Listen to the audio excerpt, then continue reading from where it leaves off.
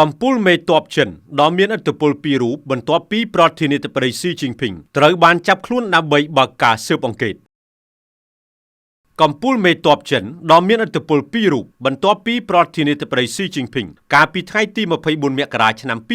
2026ត្រូវបានគណៈកម្មាធិការមជ្ឈិមបក្សកុម្មុយនីសចិនចាប់ខ្លួនដើម្បីបើកការស៊ើបអង្កេតដោយជាប់សង្ស័យពីបទបំពានវិន័យបក្សនិងច្បាប់រដ្ឋយ៉ាងធ្ងន់ធ្ងរដែលធ្វើឲ្យប្រធានាធិបតីស៊ីជីងភីងជាក្បាលម៉ាស៊ីនធំម្នាក់គត់នៅក្នុងជួរកងទ័ពរំដោះប្រជាជនចិន PLA ក្រសួងការពារជាតិចិនបានប្រកាសកាលពីថ្ងៃសៅរ៍ទី24មករាឆ្នាំ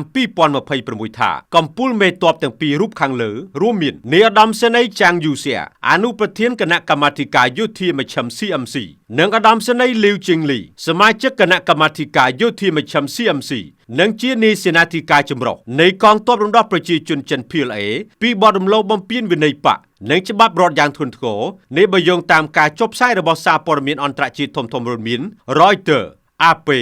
South China Morning Post, Channel New Asia និង Financial Times ជាដើមការដកតំណែងនាយឧត្តមសេនីយ៍ចាងយូសៀអនុប្រធានគណៈកម្មាធិការយោធាមជ្ឈិម CMC ធ្វើឲ្យគណៈកម្មាធិការយោធាមជ្ឈិម CMC រួមតូចបំផុតនៅក្នុងប្រវត្តិសាស្ត្រដែលធ្វើឲ្យប្រធានាធិបតីស៊ីជីងភីងជាក្បាលម៉ាស៊ីនតែម្នាក់គត់នៅគណៈកម្មាធិការយោធាមជ្ឈិម CMC និងលោកចាងស៊ឹងមីងដែលជាប្រធានអង្គភិបប្រឆាំងអំពើពុករលួយនៃកងទ័ពរំដោះប្រជាជនចិន PLA ដែលទើបតែត្រូវបានតែងតាំងជាអនុប្រធានគណៈកម្មាធិការយោធាមជ្ឈិម CMC កាលពីអំឡុងខែតុលាឆ្នាំ2025ប្រធានាធិបតីស៊ីជីងភីងបាននឹងកំពុងរឹតបន្តឹងការគ្រប់គ្រងរបស់លោកកាន់តែណែនលើកងទ័ពរំដោះប្រជាជនចិន PLA អស់រយៈពេលជាច្រើនឆ្នាំមកនេះការស៊ើបអង្កេតនេះធ្វើឡើងបន្ទាប់ពីការដកតំណែងរបស់លោកហឺវ៉េតុងដែលជានាយឧត្តមសេនីយ៍កំពូលថ្នាក់លេខ2នៅក្នុងជួរកងទ័ពរំដោះប្រជាជនចិន PLA បន្ទាប់ពីនាយឧត្តមសេនីយ៍ចាងយូសៀខណៈដែលអ្នកវិភាគជាច្រើនលើកឡើងថាប្រធានាធិបតីស៊ីជីងភីងកំពុងព្យាយាមលុបបំបាត់អំពើពុករលួយ